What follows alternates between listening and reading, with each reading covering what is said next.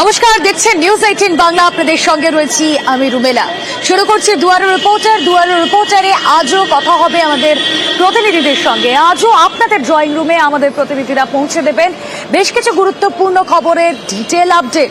দেখুন, আজ Christmas eve, সেই আনন্দ, সেই মজা অবশ্যই আপনাদের সামনে তুলে ধরবো। জেলার বিভিন্ন প্রান্ত থেকে শহর কলকাতায় কোথায় কি হচ্ছে তার জন্য একটু ধৈর্য ধরতে হবে। তবে শুরুতেই সুখবরটা এটাই যে কিছু মানুষ তারা মাথা গোঁজার ঠাঁই পাবেন।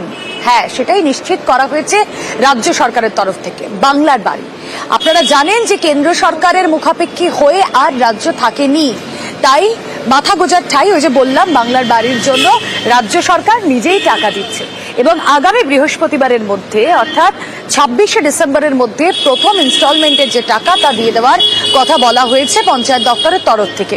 কিভাবে হচ্ছে সেই কাজ, জেলায় জেলায় তৎপরতা কতটা, আসুন দুয়ারে রিপোর্টারের শুরুতেই কথা বলি। আমাদের রিপোর্টার সোমরাজ বন্দ্যোপাধ্যায় রয়েছেন সঙ্গে। সোমরাজ,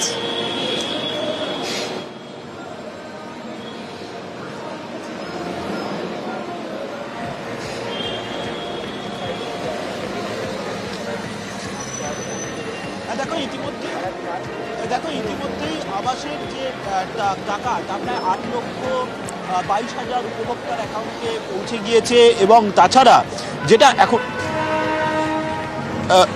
তাছাড়াও যেটা দেখা যাচ্ছে যে এখনো পর্যন্ত জেলা শাসকদের যা নির্দেশ দেওয়া হয়েছে সেখানে বলা হয়েছে যে 26শে ডিসেম্বরের মধ্যে যাতে আবাসের টাকা অন্তত যারা উপভোক্তা অর্থাৎ প্রায় 12 লক্ষ উপভোক্তা তাদের অ্যাকাউন্টে আজ পর্যন্ত এখনো পর্যন্ত যা পরিসংখ্যান সেখানে দেখা যাচ্ছে 8,22,000 বেড়ে গিয়ে প্রায় 9 লক্ষের কাছাকাছি উপভোক্তাদের অ্যাকাউন্টে টাকা পৌঁছে গিয়েছে। অন্যদিকে যারা টাকা পাচ্ছেন অর্থাৎ যে সমস্ত উপভোক্তারা টাকা পাচ্ছেন সেক্ষেত্রে প্রথম কিস্তির টাকা পাওয়ার পর বাড়ি তৈরির প্রতিও নজরদারি করবে ব্লক স্তরের আধিকারিকরা।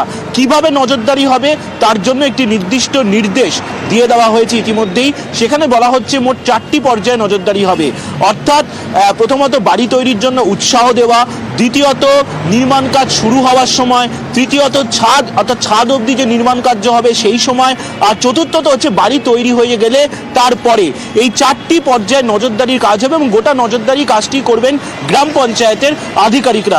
তুমি জানো যে গত সপ্তাহে মঙ্গলবারই মুখ্যমন্ত্রী মমতা বন্দ্যোপাধ্যায় এই আবাসের প্রথম কিস্তির টাকা 60,000 টাকা দেওয়ার আনুষ্ঠানিকভাবে প্রক্রিয়া শুরু করেন এবং তারপর থেকে এখনো পর্যন্ত এক সপ্তাহ কেটে গেছে, কিন্তু 8,22,000-এর বেশি উপভোক্তাদের অ্যাকাউন্টে টাকা পৌঁছেছে। যেহেতু সংখ্যাটা প্রায় 12 লক্ষ, কারণ তুমি জানো 11 লক্ষ যারা গত 3 বছর ধরে অপেক্ষা করে আসছিলেন আবাসের টাকা পাওয়ার জন্য, আর বাকি 1 লক্ষ যেটা অন্তর্ভুক্ত হয়েছে তালিকায়, তার মধ্যে রয়েছে সাম্প্রতিক সময় যে প্রাকৃতিক বিপর্যয় হয় সেই সময় যাদের মাটির বাড়ি ভেঙে গিয়েছিল, এবং তাছাড়া সরাসরি মুখ্যমন্ত্রীকে যারা অভিযোগ জানিয়েছিলেন। এটাই একটা পজিটিভ বিষয় দিয়ে আমরা দুয়ারে রিপোর্টার শুরু করলাম যে আগামী বৃহস্পতিবার 26শে ডিসেম্বরের মধ্যে বাংলার বাড়ির প্রথম কিস্তির টাকা তা চলে যাবে অ্যাকাউন্টে। আমরা পরের খবরের দিকে নজর রাখবো। সেই পরের খবর একটু আশঙ্কার জায়গা তৈরি করে দিচ্ছে। সেই আশঙ্কা কি নিয়ে? এবিটি আনসারুল্লাহ বাংলা টিম, তাদের কি কাজ ছিল তা কিন্তু ধৃত সাব শেখকে জিজ্ঞাসাবাদ করে বেশ কিছু চাঞ্চল্যকর তথ্য তাকে জিজ্ঞাসাবাদ করে উঠে আসছে। এমন কিছু তথ্য যা শুনলে সত্যি আপনার চক্ষু ছানা বড়া হয়ে যেতে পারে। এই যাদেরকে নিয়ে কাজ হতো তাদেরকে নিয়ে সুইসাইড স্কোয়াড বানানো হতো, তাদের মগজকে ব্যবহার করে সুইসাইড স্কোয়াড বানানো হতো। বাংলাদেশ থেকে আইডি নিয়ে আসার পরিকল্পনাও ছিল তাদের। আসুন আরো কি জানা যাচ্ছে জিজ্ঞাসাবাদ করে সাব শেখকে জানাবেন আমাদের প্রতিনিধি প্রণব রয়েছেন সঙ্গে। প্রণব,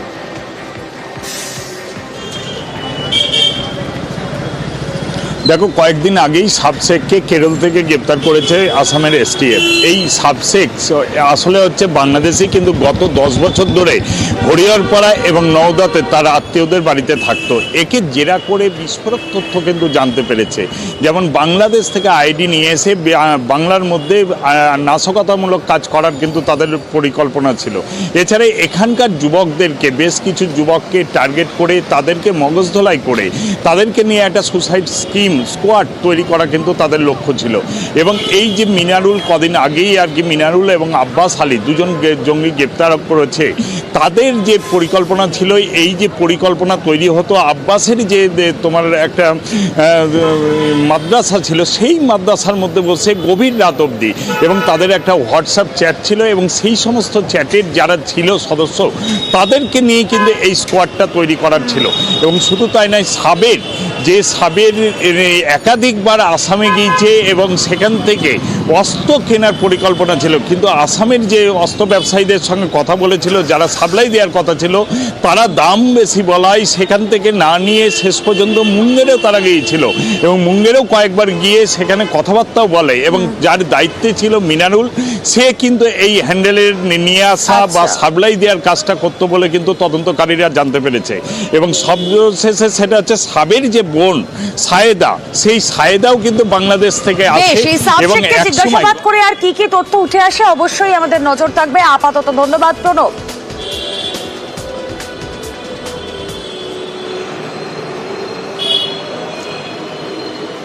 এবার একটা বিরতির সময় হয়েছে, কিন্তু বিরতির পর কিভাবে হাসপাতালে নিয়োগ দুর্নীতি হয়েছে আপনাদেরকে দেখাবো। বীরভূম থেকে থাকবেন আমাদের প্রতিনিধি সরাসরি, সঙ্গে থাকবেন। নিউজ ফ্ল্যাশ নিবেদন করছে সাফেদ ডিটারজেন্ট পাউডার। সফেদ 500 গ্রাম মাত্র 35 টাকায়। দারুণ টেমটি লাগাবো। এটা তো মাইথন স্টিল না, সস্তা বস। স্ট্রং মানে মাইথন স্টিল।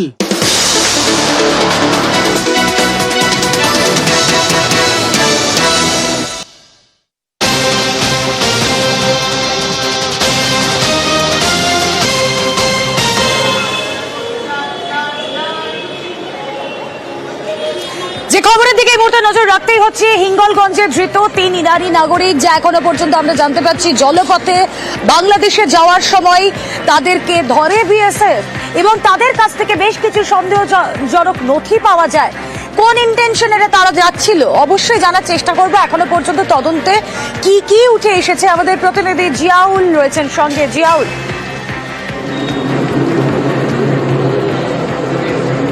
দেখো রুমেলা, একেবারে বাংলাদেশে যাওয়ার ছক কষছিল ইরানি 3 যুবক, অর্থাৎ একেবারে জলপথ, অর্থাৎ হিঙ্গলগঞ্জের হেমনগর কোস্টাল থানা এলাকা থেকে তারা জলপথ দিয়ে সেখান থেকে বাংলাদেশে ঢোকার চেষ্টা করছিল 3 ইরানি যুবক। তারা কিন্তু দীর্ঘ কয়েক বছর ধরে ভারতের মাটিতে বসবাস করছিল, কখনো কলকাতা কখনো দিল্লি, এবং সেখান থেকে তারা একেবারে জলপথ দিয়ে তারা বাংলাদেশে যাওয়ার চেষ্টা করছিল। তখনই বিএসএফ এর সন্দেহ হয়, বিএসএফ তাদেরকে আটক করে জিজ্ঞাসাবাদ করে এবং কেন তারা বাংলাদেশে অবৈধভাবে যাচ্ছিলেন, অর্থাৎ জলপথ দিয়ে কেন ব্যবহার করছিলেন, তাদের কাছ থেকে বেশ কিছু ইরানি নাম্বার এবং প্রচুর বাংলাদেশি ফোন নাম্বার তাদের কাছে রয়েছে, প্রচুর নথিপত্র রয়েছে। কি উদ্দেশ্যে তারা একেবারে বাংলাদেশের দিকে যাচ্ছিল, কেন তারা ভারত অর্থাৎ জলপথ দিয়ে যাচ্ছিল, সেই প্রশ্ন ইতিমধ্যে উঠতে শুরু করেছে। এবং তারা যারা এখনো পর্যন্ত ইরানি 3 যুবক, তারা স্পষ্ট দাবি তারা কাপড়ের ব্যবসা করতেন এবং কখনো দিল্লি কখনো কলকাতায় তারা ঘাঁটি গেড়েছিলেন এবং তারা সেই জলপথ দিয়ে একেবারে হিঙ্গলগঞ্জের হেমনগর থানা দিয়ে রায়মঙ্গল নদী হয়ে তারা কিন্তু বাংলাদেশে ঢোকার চেষ্টা করছিলেন। তখনই বিএসএফ এর নজরদারিতে তারা সেখানে ধরা হয় এবং তার জিজ্ঞাসাবাদ করার পরেই কোস্টাল অর্থাৎ হেমনগর কোস্টাল থানাতে পুলিশের তুলে দেওয়া হয়।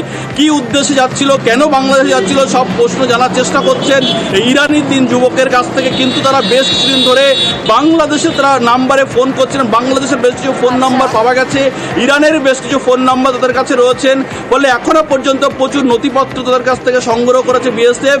বলে কি উদ্দেশ্যে যাচ্ছিল সেটা জানার চেষ্টা করছে হেমনগর কোস্টাল থানার পুলিশ। রুমেলা,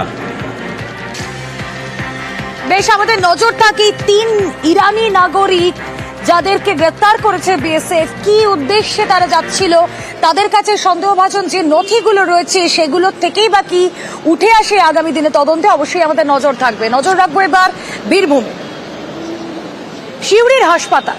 সেই সিউড়ির হাসপাতালে দুর্নীতি, নিয়োগের নথি দিয়েই সেখানে নিয়োগ হয়েছে এবং আপনারা শুনলে অবাক হবেন, নিয়োগের জন্য গ্রুপ ডি পদে দিতে জানাবেন সুপ্রতিম প্রতিনিধি রয়েছেন আমাদের সঙ্গে।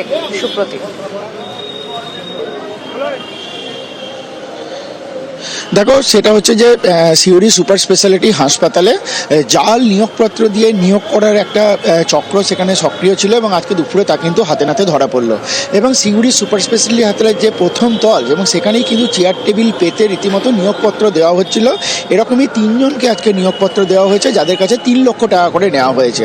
এবং তখনই কিন্তু যারা নিয়োগপত্র পেয়েছিল এরকম, তারা কিন্তু হাসপাতাল কর্মীদের কাছে যখন জানতে যায় কি এটা কি আদৌ সত্যি, তখনই কিন্তু সন্দেহ হয় এবং হাসপাতালে যে পুলিশ ক্যাম্প আছে তাকে সঙ্গে সঙ্গে তাদেরকে জানানো হয় এবং তাদেরকে হাতে নাতে ধরে। এবং সেখানে স্থানীয় তৃণমূলের বীরভূমের দুবরাজপুরের যে চিনপাই জায়গা রয়েছে, সেখানে তৃণমূলের একজন সেখানকার নেতা সহ আরও 2 জনকে কিন্তু পুলিশ হাতে নাতে তাদেরকে নিয়ে আসে। স্থানীয় মানুষরা ধরে দেয়, পুলিশ তাদেরকে নিয়ে আসে, তাদের বিরুদ্ধে তদন্ত চলছে। এবং যারা অভিযোগ করেছে যে তাদের কাছ থেকে কিন্তু এই নেতার মাধ্যমেই কিন্তু টাকা দেওয়া হয়েছিল এবং প্রায় বিভিন্ন টাকা তারা অ্যাডভান্স করেছেন, তাদেরকে জাল নিয়োগপত্র দেওয়া হয়েছে। এবং সেখানে কিন্তু সেই নিয়োগপত্রে বিশ্ব বাংলা জাল লোগো রয়েছে এবং একজন দুবরাজপুরের একজন ডাক্তারের যে মেডিকেল সার্টিফিকেট সেটাও কিন্তু জাল নথি, জাল সই, জাল সব কিছু রয়েছে। এবং পুলিশ কিন্তু ইতিমধ্যেই তদন্ত শুরু করেছে যে এই জাল কোথায় কোথায় বিস্তৃত, এর আগে কাউকে এরকম নিয়োগপত্র দেওয়া হয়েছে কিনা বা রাজ্যের কোথাও এই নিয়োগপত্র এভাবে দেওয়া হচ্ছে কিনা, সমস্ত নিয়ে কিন্তু সিউড়ি থানার পুলিশ ইতিমধ্যেই তদন্ত শুরু করেছে। বেশ, অভিযোগকারীর কি দাবি একবার শোনাই আপনাদের। গ্রুপ ডি ওয়ার্ড বয় আমাদের কাছ থেকে এখন টাকা নিয়েছে, ক্যাশ টাকা ওদের কাছ থেকে, আর আমার কাছ থেকে ফোন পেতে টাকা নিয়েছে 50,000 টাকা। কত করে নেওয়া হয়েছে? 3 লাখ। এই 10 তলায় বিল্ডিং এ সুপার ইয়েটায় সিউড়ি সদর। কি পোস্টে? Group D ward boy. আর 50,000 টাকা করে দিয়েছি আপাতত। তখন ছিল আমাদের চিনপায়ে, এখন উনি পার্টির নেতা আছেন, বলেছিলেন আমাদেরকে যে এরকম এরকম ব্যাপার আমি করে দেবো। তারপরে আমাদেরকে পাঠিয়েছিল হসপিটালে দেবাশিস কবিরাজ, উনিও আমাদের সঙ্গে দেখা করে আজকে অ্যাপার্টমেন্ট লেটার দিত আর আপনার আই কার্ডটা দিত, আর 1 তারিখ থেকে ডিউটি জয়েন। আর যে তৃণমূল নেতার বিরুদ্ধে অভিযোগ, তারই বা কি সাফাই শোনা যায়। চাকরি আমি দিইনি, ওই যে ব্যক্তিকে নিয়ে গেছে থানাতে হলো, ওনার নাম হচ্ছে দেবাশিস দাস, উনি আমার সঙ্গে যোগাযোগ করেছিলেন। এবারে উনি বলেছিলেন যে হসপিটালে ফাঁকা আছে, সেক্ষেত্রে 5টা ছেলে দরকার, তাই 5টা ছেলে যোগাযোগ করবেন। 3টে ছেলে আমার পাড়ারই ছেলে সব, তাতে এরা কিন্তু টাকা দিয়েছেন, ওনাদেরও নাই। কত করে কথা হয়েছিল? 3 লাখ টাকা করে কথা হয়েছিল। কি পোস্টে চাকরি দেবেন আপনারা? আমি নই, ডি গ্রুপে উনি দেবো বলেছিলেন। আপনি কি? আমি ছেলে নিয়ে এসেছিলাম। এই সম্পূর্ণ নেই, আমার বাড়ি গেছিল, আবার দেখা হয়েছিল, সেক্ষেত্রে পরিচয়। হাসপাতাল সুপার তিনি যদিও বলছেন যে এই অভিযোগ যদি লিখিত আকারে জানানো হয়, যদি কেউ সত্যিই প্রতারিত হন তাহলে তিনি স্টেপ নেবেন। তারপরে এসেই একটা গ্যাং, 3-4 জনের একটা গ্যাং এসে যে আমরা দেবো, চাকরি বাকরি দেবো, তার জন্য হচ্ছে কিছু ফর্ম টর্ম ফিল আপ করানো এবং হচ্ছে সই-সাবুত জাল করে এসে সেগুলো বিশ্বাস অর্জন করা, এইসব বিষয়গুলো তারা হসপিটালের মধ্যে শুরু করেছিল। এবং এই গ্যাংটা রিপোর্ট হয়েছে, ধরা পড়েছে এবং ফার্দার প্রসিডিং এর জন্য তাদেরকে পাঠানো হয়েছে। এখানে কেউ যদি এরকম প্রতারিত হয় বা এটার ফাঁদে পড়ে থাকে, সেটা যদি আমার কাছে লিখিত অভিযোগপত্র জমা পড়ে, তাহলে আইনানুগ ব্যবস্থা নেওয়া হবে। এবার একটা ছবি দেখাবো, মাথা ভাঙার ছবি। মাথা ভাঙায় স্কুলের যে খেলার মাঠ তা দখল করে হাট বসেছে, আর তারপর স্কুলটাই কার্যত হয়ে গিয়েছে আবর্জনার স্তূপ। ক্লাসরুমের সামনে পড়ে রয়েছে আবর্জনা, এমনই ছবি আমরা দেখতে পাচ্ছি মাথা ভাঙায়। রাজেশ প্রতিনিধি আরো বিস্তারিত জানাতে পারবেন। রাজেশ, একটা স্কুল, সেখানে এভাবে আবর্জনার স্তূপ, তাও আবার তাদের খেলার মাঠ দখল করে সেখানে হাট বসে, কিন্তু কেন এই অবস্থা? আমরা জানতে পারছি যে সাধারণ মানুষ তারা যখন বিক্ষোভ দেখান তাতেও তাদেরকে রোষের মুখে পড়তে হয়।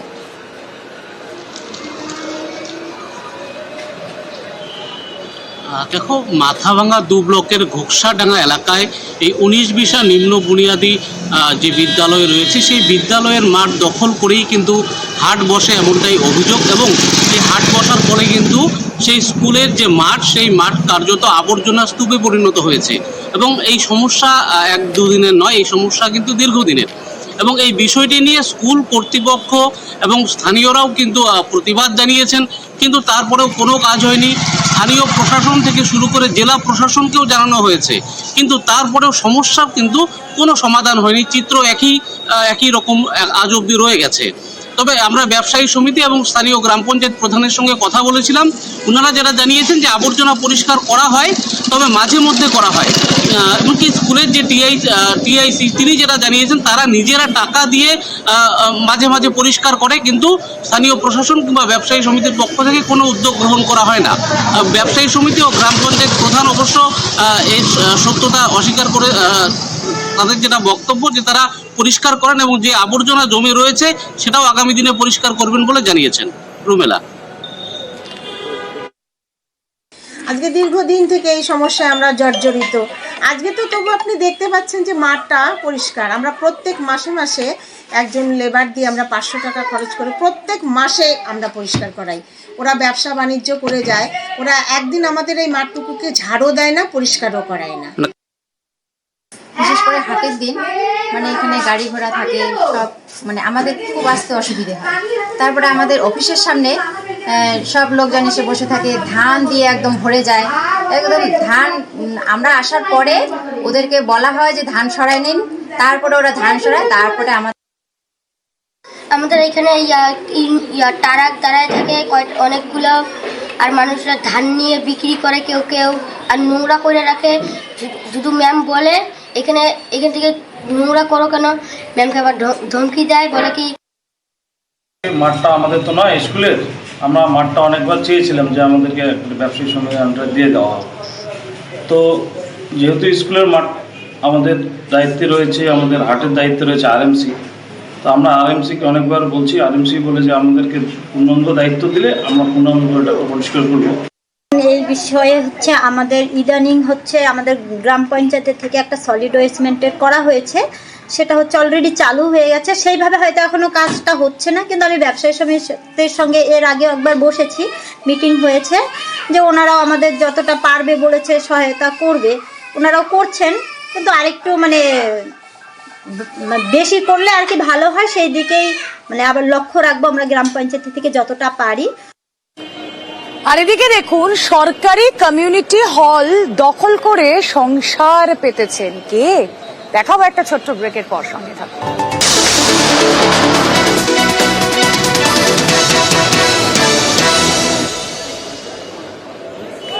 এলাকায় থাকা সরকারি কমিউনিটি হল আপনার পাড়াতেও নিশ্চয়ই আছে। এবার এই সরকারি কমিউনিটি হলগুলোতে সাধারণ মানুষ, এলাকার মানুষ, তারা তাদের বাড়ির যে কোনো অনুষ্ঠান করেন সেই কমিউনিটি হলে। রাজ্য সরকারের তরফ থেকে হওয়া কিছু অনুষ্ঠান সেগুলো হয়, কিন্তু এই সরকারি কমিউনিটি হল, সেখানে যদি কেউ সংসার পাতেন, তাও আবার সরকারের কোনো প্রতিনিধি, হ্যাঁ প্রাক্তন প্রধান, তিনি সেই কমিউনিটি হলে একেবারে গুছিয়ে সংসার পেতে বসেছেন। স্থানীয়রা সেই নিয়ে সরব হয়েছেন এবং ইতিমধ্যেই এই নিয়ে কিন্তু চর্চা তুঙ্গে। প্রশাসন কি কোনোভাবে ব্যবস্থা নিল, তৎপর হলো? আসুন জানার চেষ্টা করি। আমাদের প্রতিনিধি বিশ্বজিৎ মিশ্র রয়েছেন সঙ্গে। বিশ্বজিৎ,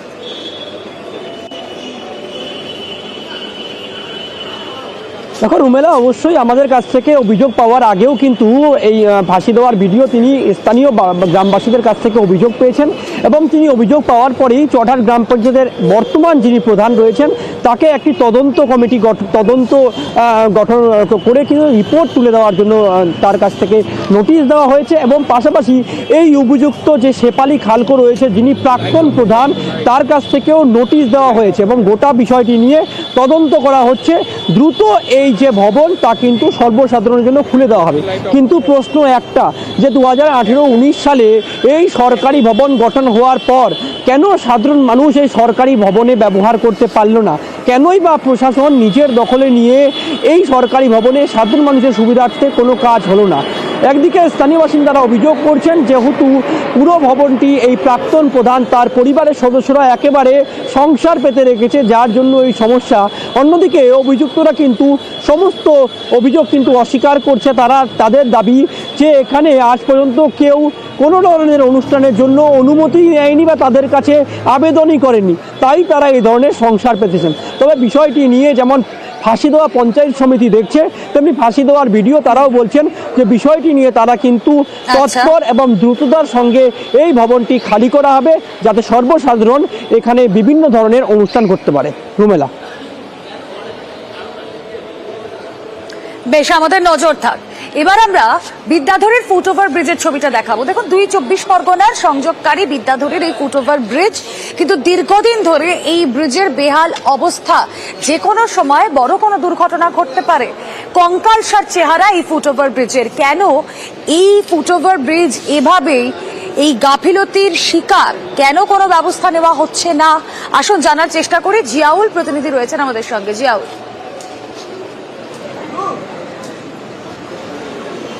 রুমেলা দেখো, একেবারে ২ পরগনা, উত্তর ও দক্ষিণ ২৪ পরগনা সংযোগকারী একেবারে বিদ্যাধরী নদীর উপরে, বোয়ালঘাটা বিদ্যুতের নদীর উপরে ফুট ওভার ব্রিজ প্রায় দীর্ঘ ১০ বছর ধরে একেবারে ভগ্নদশা। অর্থাৎ যে কোনো সময় বড় কোনো দুর্ঘটনা ঘটতে পারে। লোহার যে পাটাতন সেগুলো একেবারে ভেঙে গেছেন, জং পড়ে নষ্ট হয়ে গেছেন। যে রেলিং, সেই রেলিংগুলো নষ্ট হয়ে পড়ে যাচ্ছে।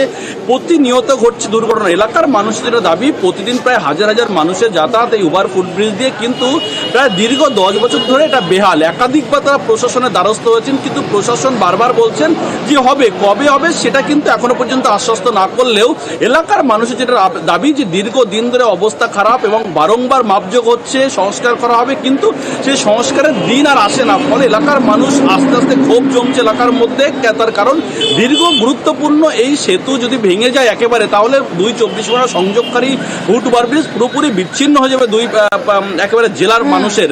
কিন্তু কবে হবে সেটা এখনো পর্যন্ত আশ্বস্ত করা না হলেও বেশ দেখা যাক এই সেতুর কোনো মেরামতি দ্রুত হয় কিনা। ধন্যবাদ। প্রায় 1 বছরের উপরে আছে এরকম ভাঙাচোরা অবস্থা। অনেক বাইক, সাইকেল আরোহী যারা আছে, বিশেষ করে রাতের সময় এখানে লাইট থাকে না, তারা বুঝতে পারে না, অনেক সময় দুর্ঘটনার কবলে পড়েছে। আমরা প্রশাসনকে জানিয়েছি, প্রশাসন থেকে আমরা যেটা জানতে পেরেছি যে এই ব্রিজটা নাকি 15 দিন আগে কাজটা হয়েছে। যে টাকাটা অ্যালটমেন্ট হয়েছিল সেই অ্যালটমেন্টের টাকা নাকি তারা তুলে নিয়েছে, কিন্তু এখনো পর্যন্ত আমরা এখানে। নওশাদ সিদ্দিকীকে ঘিরে বিক্ষোভ তৃণমূলের। ভাঙড়ে এই ছবি আজ দেখা গিয়েছে, যেখানে নওশাদ সিদ্দিকীকে ঘিরে বিক্ষোভ দেখাতে থাকে একদল তৃণমূল সমর্থক। আমরা আসুন কথা বলে জানার চেষ্টা করি বিস্তারিত। আমাদের প্রতিনিধি কল্যাণ রয়েছেন সঙ্গে। কল্যাণ, নওশাদ সিদ্দিকীকে ঘিরে এই বিক্ষোভের কারণ কি এক্স্যাক্টলি? একেবারেই এই যে বিক্ষোভ হয়েছে, একদিকে যারা বিক্ষোভ দেখিয়েছে তারা সাধারণ মানুষ বললেও নওশাদ সিদ্দিকী কিন্তু পরিষ্কার দাবি করছেন যে যারা বিক্ষোভ দেখিয়েছে তারা কিন্তু এলাকার তৃণমূল নেতা, এলাকার যারা তৃণমূল কর্মী, তারা মূলত বিক্ষোভ দেখিয়েছে নওশাদ সিদ্দিকীকে দেখে। এই কারণ বলছে যে নওশাদ সিদ্দিকীকে এলাকায় দেখা যায় না।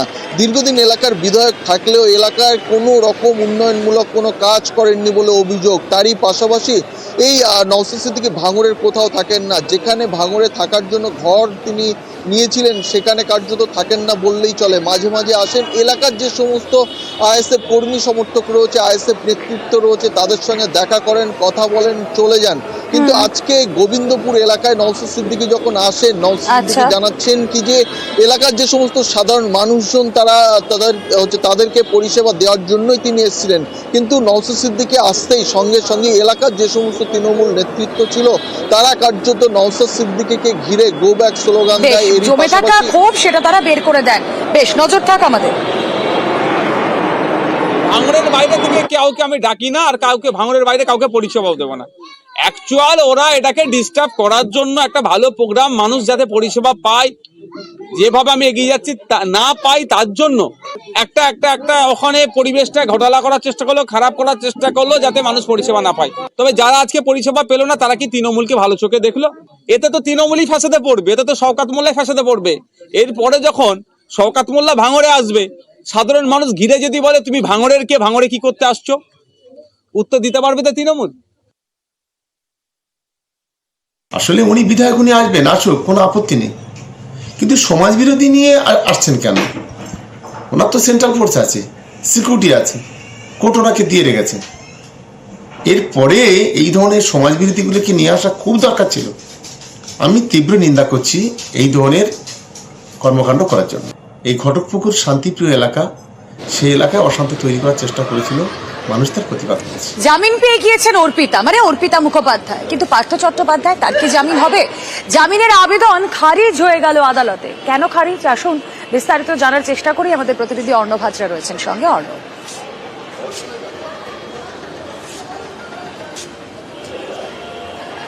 দেখো, পার্থ চট্টোপাধ্যায় জামিন ভাগ্য অধরায় রইল। জামিন ভাগ্য খোলার একটা ইঙ্গিত দেখা গেছিল, সূত্র পাওয়া যাচ্ছিল, কারণ কলকাতা হাইকোর্টের যৌথ বেঞ্চ বিচারপতি অরিজিৎ বন্দ্যোপাধ্যায় এবং বিচারপতি অপূর্ব সিনহা রায় তারা মতপার্থক্যে জড়ান পার্থ চট্টোপাধ্যায় জামিন পাবেন কি জামিন পাবেন না।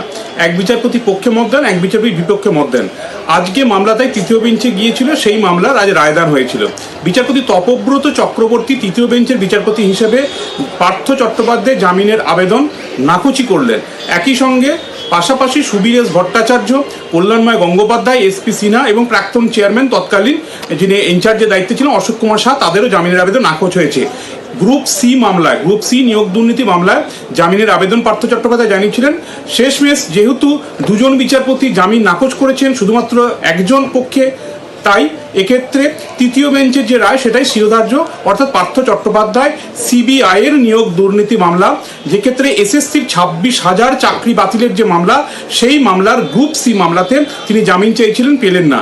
যেটা অত্যন্ত গুরুত্বপূর্ণ, তাৎপর্যপূর্ণ যেটা মনে হয়েছে, বিচারপতি অপূর্ব সিনহা রায় তার যে পর্যবেক্ষণ ছিল যে রাজ্য সরকার এপ্রিল মাসে মুখ্য সচিবের মাধ্যমে যে রিপোর্ট দাখিল করেছিলেন তাতে জানিয়েছিলেন লোকসভা নির্বাচন হওয়ার পর সে হয়তো রাজ্য সরকার অনুমতি দেওয়ার বিষয়টি বিবেচনা করে সিদ্ধান্ত নেবে। কিন্তু আজ পর্যন্ত রাজ্য সরকার সরকারি পদে থাকাকালীন অভিযুক্ত হয়ে যারা এই মুহূর্তে সিবিআই কাস্টডিতে রয়েছেন বা জেল হেফাজতে রয়েছেন তাদের বিষয়ে এখনো পর্যন্ত কোনো অনুমতি দেয়নি সিবিআই কে বিচার প্রক্রিয়া এগিয়ে নিয়ে যাওয়ার জন্য। এই বিষয়টি তাকিয়ে থাকতে হবে আগামী দিনে পার্থ চট্টোপাধ্যায়ের সত্যি জামিন ভাগ্য খোলে কি খোলে না। মহামান্য বিচারপতি সেই রাজ্যের ভূমিকা এবং অ্যাজ ওয়েল এজ যাতে শিক্ষা ব্যবস্থা ভেঙে না পড়ে সেই জন্য খুব স্বাভাবিকভাবেই তিনি অবজার্ভ করেছেন। এবং যেহেতু এই মুহূর্তে সুপ্রিম কোর্টে মামলা চলছে, কলকাতা হাইকোর্টের ডিভিশন বেঞ্চ অলরেডি গোটা নিয়োগ প্রক্রিয়ায় বাতিল করেছিল, সেখানে স্কুল সার্ভিস কমিশন তারা নিজেরাই অ্যাকসেপ্ট করছে হ্যাঁ এই নিয়োগে দুর্নীতি হয়েছে। ফলে এই অবস্থায় দাঁড়িয়ে খুব স্বাভাবিকভাবেই বেল যা হওয়া উচিত ছিল বেল রিজেক্ট হয়েছে এবং মহামান্য বিচারপতি সেই নির্দেশই দিয়েছেন। জিনাতের আতঙ্কে কাঁটা এই মুহূর্তে পুরুলিয়া। জঙ্গলমহল জুড়ে যেরকম শীত বাড়ছে সেরকমই বাড়ছে বাঘিনীর আতঙ্ক। কোথায় লুকিয়ে রয়েছে জিনাত, না তার কোনো ট্রেস এখনো পর্যন্ত পাওয়া যায়নি, কিন্তু সুন্দরবনের কৌশল এবার ব্যবহার করা হচ্ছে। এখানে এসেছে এক্সপার্ট টিম। আসুন কথা বলে জানার চেষ্টা করি আরো বিস্তারিত। আমাদের প্রতিনিধি অর্পণ রয়েছেন সঙ্গে। অর্পণ,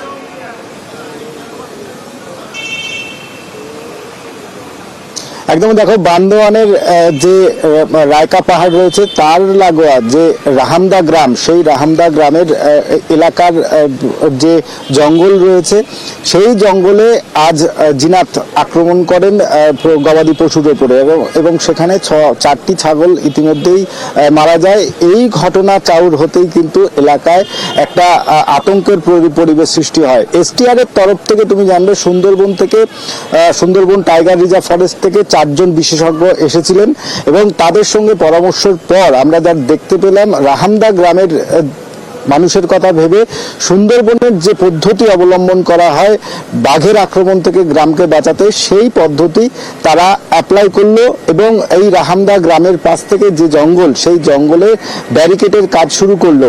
এক্সপার্টদের সঙ্গে আমরা কথা বলেছিলাম, তাদের বক্তব্য এবং বাঘের ক্ষেত্রে যে যে পদ্ধতি অবলম্বন করা হয় প্রাথমিকভাবে সেই পদ্ধতি অবলম্বন করা হয়েছে বলে তারা জানিয়েছেন। এবং তাদের বক্তব্য, প্রথম কাজ যেমন বাঘিনীকে কোনো রকম কোনো ক্ষতি না করে তাকে জঙ্গলে ফিরে দেওয়া, দ্বিতীয়ত এলাকার মানুষজন তাদেরকে নিরাপদে রাখা, সেই অবস্থায় কোনো রকম আতঙ্কিত হয়ে কোনো রকম উত্তেজনা সৃষ্টি করে জঙ্গলের পরিবেশ যাতে না নষ্ট হয় সেই দিকে লক্ষ্য রাখা।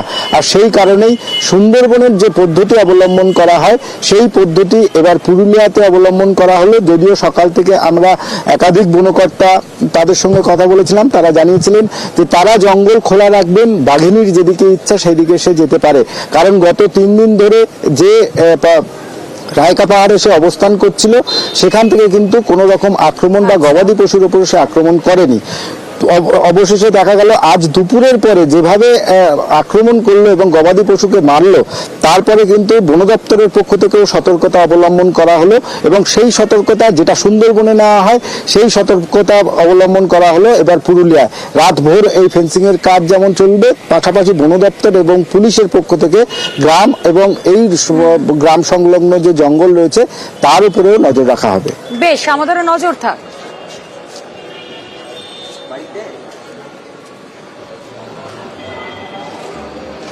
রাত পোহালেই বড়দিন, আর বড়দিনের আগে বড় মজা করতে প্রস্তুত 8 থেকে 80। আর এই শহর কলকাতায় দাঁড়িয়ে যদি এই মজা, আনন্দ, ফান, ফেস্টিভ, ক্রিসমাসকে কেন্দ্র করে টিল নিউ ইয়ার আমরা যদি ভাবি কোন জায়গা, তাহলে অবশ্যই পার্ক স্ট্রিট, যে রাস্তার নাম ব্রিটিশ আমলে ছিল মাদার টেরেসা সড়ক, এখনো রয়েছে। তবে হ্যাঁ, আমি আপনি আমাদের দর্শকরা সকলেই পার্ক স্ট্রিটের মজা চেটেপুটে উপভোগ করতে পছন্দ করেন এই বড়দিনের আগে। আর আজ ক্রিসমাস ইভ, সেই ক্রিসমাস ইভে ঝলমলে পার্ক স্ট্রিট বড়দিনের আগে ঠিক সন্ধে কিভাবে মেতে উঠেছে, সরাসরি চলে যাই। আমাদের সঙ্গে রয়েছেন সহকর্মী মানস বসাক। মানস, লাল সোয়েটার, মাথায় স্যান্টা টুপি এবং পার্ক স্ট্রিটের রাস্তায় হেঁটে হেঁটে পা ব্যথা করা জনগণ, ভিড়টা কেমন দেখতে পাচ্ছ এই ক্রিসমাস ইভে?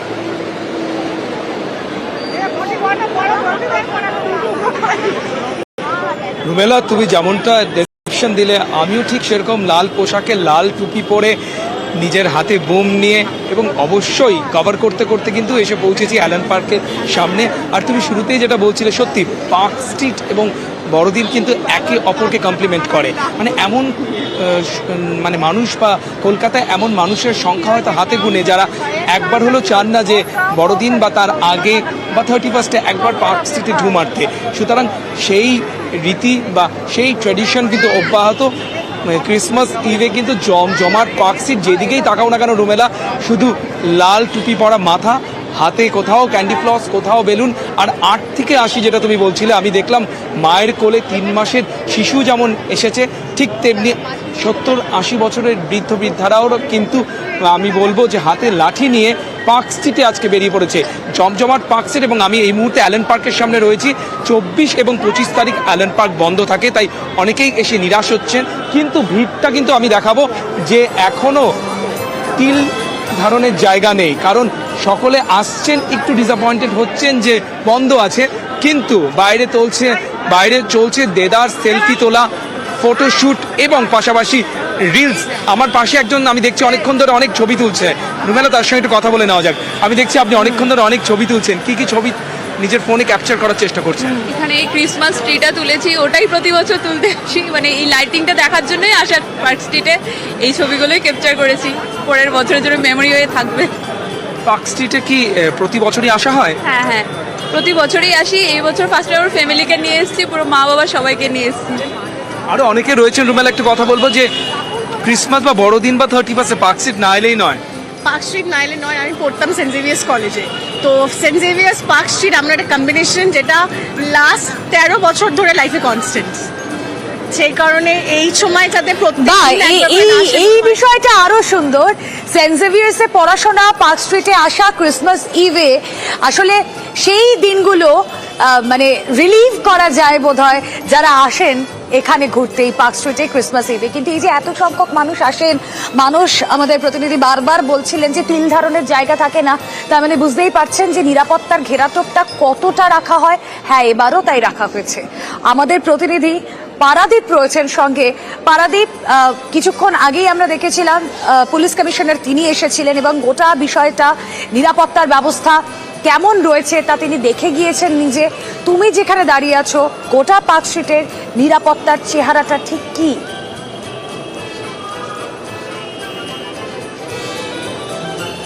রুমেলা, পুলিশ কমিশনার এসেছিলেন, লালছাড়ি ময়দান খাড়ি আমাদের মানুষও রয়েছে। শুধু তুমিই আসোনি, তোমারই আসার অপেক্ষা। নিরাপত্তার ব্যবস্থা অবশ্যই তোমায় বলবো, কিন্তু এই মুহূর্তে তুমি দেখতে পাচ্ছ রাত 8:45, অর্থাৎ প্রায় 9টা ছুঁতে যায় ঘড়ির কাঁটা। আর এই মুহূর্তে বড়দিন উপলক্ষে শহর জুড়েই কিন্তু নিরাপত্তার ঘেরাটোপ বাড়ানো হয়েছে এবং তার বেশিরভাগটাই কিন্তু এই পার্ক স্ট্রিট এবং সেই সংলগ্ন এলাকা জুড়ে।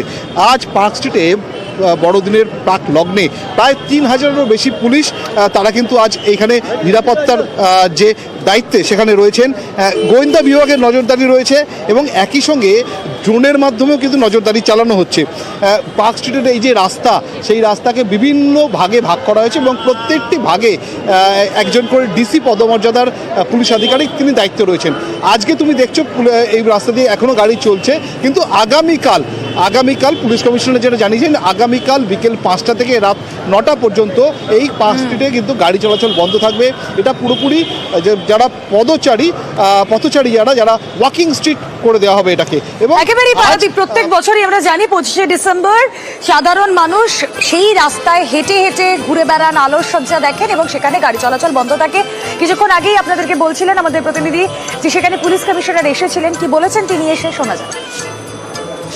যথেষ্ট ডেপ্লয়মেন্ট আছে, সিনিয়র অফিসাররা সবাই আছেন। লেট নাইট অবধি আমাদের ডেপ্লয়মেন্ট থাকবে। আমরা দেখে নিচ্ছি রিভিউ করে মানে কোনো রকম কোনো অসুবিধা হচ্ছে কিনা। শুধু পার্ক স্ট্রিট নেই, সারা শহরে ইম্পর্টেন্ট যত পয়েন্ট আছে দিনের বেলাতে, যেরকম চিড়িয়াখানা, ভিক্টোরিয়া, মিউজিয়াম এবং যত ইটারিজ আছে, ইম্পর্টেন্ট ক্রসিংস আছে, ক্লাবস আছে, সব জায়গায় আমাদের যথেষ্ট ম্যান পাওয়ার ডেপ্লয় আছে। মিড নাইটের পরেও সকালে 6টা অবধি একটা স্পেশাল অ্যারেঞ্জমেন্ট আমাদের করা থাকবে। ক্রিসমাস ইভে সবাই ভালো করে ক্রিসমাস এনজয় করতে পারবেন and we are fully prepared.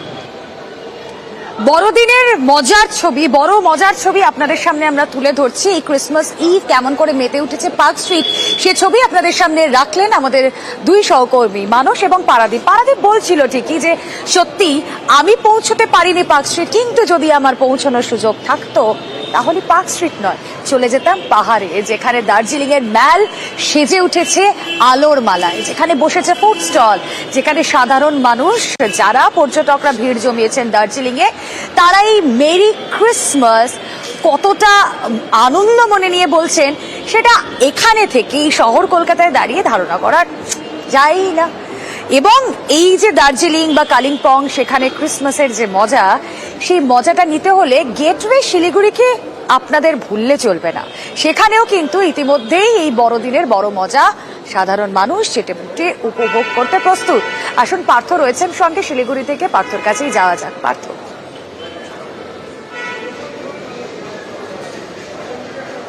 একেবারে তুমি যে কথা বলছিলে, পাহাড়ে কিন্তু এই মুহূর্তে পর্যটক ঠাসা। কার্যত আজকে ম্যাল হোক, দার্জিলিংয়ের কিংবা কালিম্পংয়ের, যদি আমরা ডাম্বরচক আছি, পুরো এলাকা কিন্তু দখল নিয়ে নিয়েছে পর্যটকরা। প্রচুর সংখ্যায় পর্যটক আসে। একই তো মনোরম আবহাওয়া রয়েছে। তাপমাত্রা এই মুহূর্তে দার্জিলিংয়ে 5 থেকে 6 ডিগ্রি আশপাশে, কালিম্পংয়ে 7-8 ডিগ্রি কাছাকাছি। স্বাভাবিকভাবেই সেই যে শীতের শীত, হাড় কাঁপানো শীত, তাকে কিন্তু এই ক্রিসমাসের যে উৎসবের যে আবহ, তার উষ্ণতায় কিন্তু পুরোটা জমজমাট করে দিচ্ছে। মেলে রাত বাড়ছে, ভিড় বাড়ছে, কার্যত লোক দাঁড়ানোর কিন্তু এই মুহূর্তে জায়গা নেই। সেই সঙ্গে গান বাজনার আসর শুরু হয়েছে। অন্যদিকে কালিম্পং, সেখানে ক্যারল ফেস্টিভ্যাল শুরু হয়েছে, 2 দিনের আজকের থেকে শুরু হলো, কাল অবধি চলবে।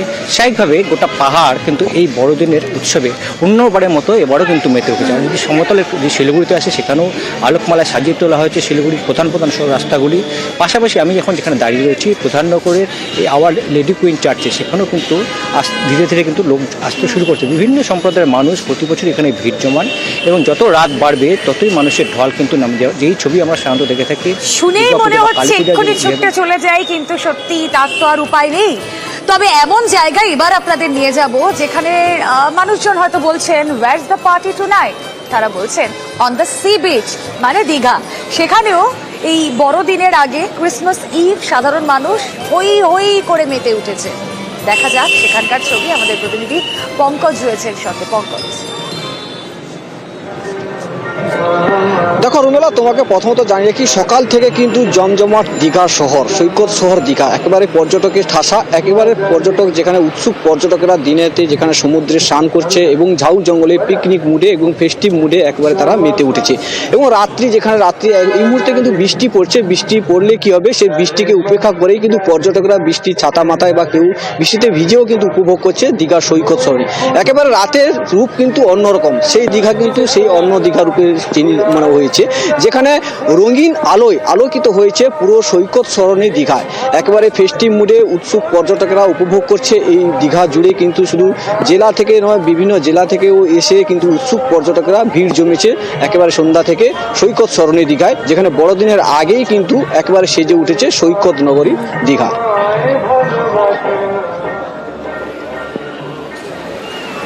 বেশ,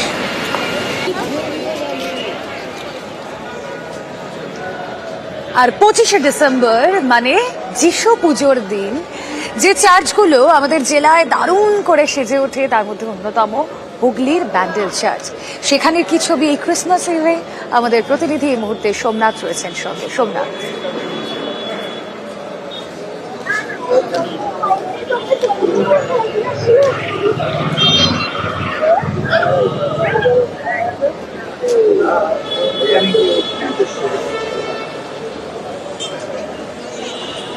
পঁচিশে ডিসেম্বরের সময়টা আরো সুন্দরভাবে সাজানো হয়, লাইট লাগিয়েছে, এরপর রাত্রি হলে তো আরো ভালো লাগবে। ভেতরে ঢুকে দেখলাম একটা জায়গায় কয়েন ফেলে উইশ করতে হচ্ছে, এই জিনিসটা বেশ ভালো। এই হুগলি জেলায় অনেক পুরনো এই চার্চটি, দুতলার উপরে অনেক সুন্দর সুন্দর জায়গা আছে দেখবার মতো। এখানে বাগানগুলো খুবই সুন্দর, এখানে ভালো ফটো উঠবে, খুব ভালো, খুবই ভালো লাগলো ঘুরে।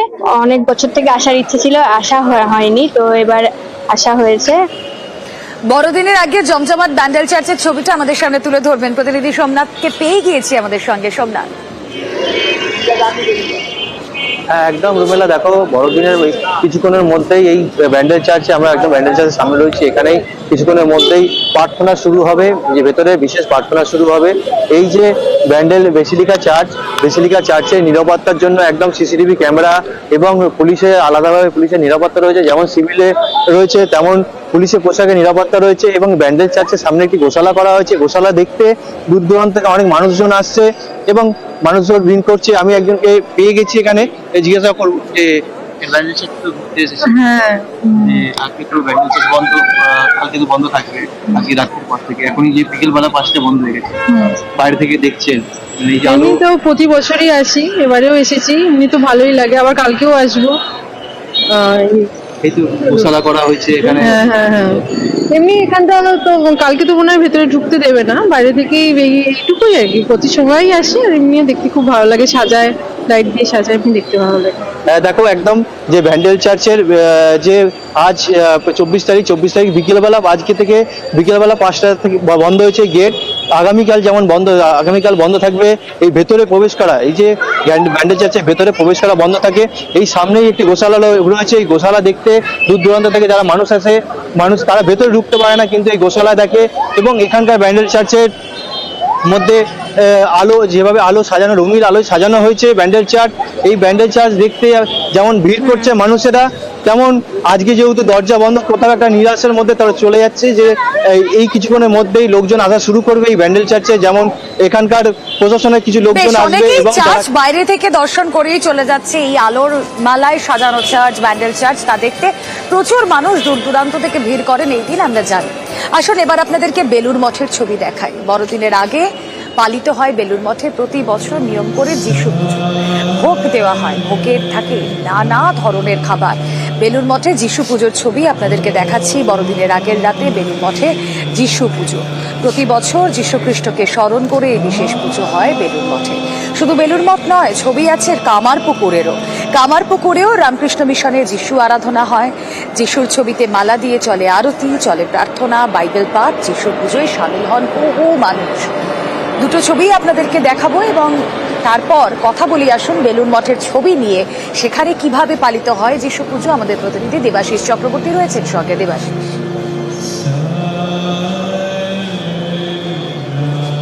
দেখো অবশ্যই সন্ধ্যা আরতির পর বেলুড় মঠের যে মূল মন্দির, সেই মূল মন্দিরেই যীশু খ্রিস্টের ছবিকে বেদান্ত সিদ্ধান্ত মতে সেখানে হিন্দুভাবে সেখানে পুজো করা হয়। আর এই পুজো করার একটি কিন্তু পিছনে বড় ইতিহাস রয়েছে। তার কারণ 1886 সালে যখন এই রামকৃষ্ণ মিশন, অর্থাৎ 24শে ডিসেম্বর রামকৃষ্ণ ঠাকুরের নাম করে একটি সংস্থা তৈরি করেন স্বামী বিবেকানন্দ। আর সেই দিনটি ছিল 24শে ডিসেম্বর। কাকতালীয়ভাবে যখন এই সিদ্ধান্ত নেওয়া হয়, রামকৃষ্ণের যারা শিষ্য ছিলেন তারা যখন সিদ্ধান্ত দেন যে ঠাকুর রামকৃষ্ণের নামে একটি সংগঠন তৈরি হবে, সেখানে সাধারণ মানুষের কাজ হবে। আর ঠিক সেই সময় বেজে উঠেছিল গির্জায় গির্জায় ঘন্টা। আর সেই জায়গা থেকেই কিন্তু এই বিশেষ দিনটাকে পালন করতে যিশু পুজোর আয়োজন করা হয়।